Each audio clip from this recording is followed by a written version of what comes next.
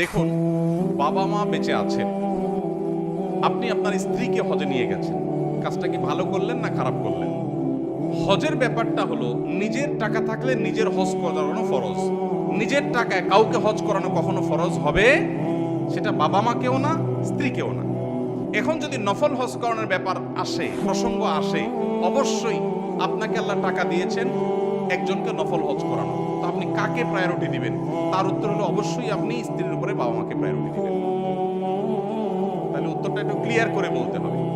আপনার নিজের উপরে যদি হজ ফরজ হয় তাহলে আগে নিজের হজ করতে হবে। আমাদের দেশে বউয়েরই হজ করানো তো বহুত পরের কথা। অনেক ছেলে বাপ মারে হজ করানোর আগে নিজে হজ করলে গ্রামের মানুষ সমালোচনা করে, কত খারাপ ছেলে, বাপ মারে হজ না করে নিজে হজ করছে। এই সমালোচনা কি যৌক্তিক না অযৌক্তিক? কেন অযৌক্তিক? কারণ হজ যার টাকা থাকে তার উপরে ফরজ হয়। ছেলের টাকা হয়েছে ছেলের উপরে ফরজ, বাপ মার টাকা নেই তাদের উপরে ফরজ না। এটা রেসপেক্টের বিষয় না, এটা ফরজ আদায়ের বিষয়, অতএব ফরজ আদায় করতে হবে। কিন্তু ছেলেরাও অনেক সময় নিজে হজ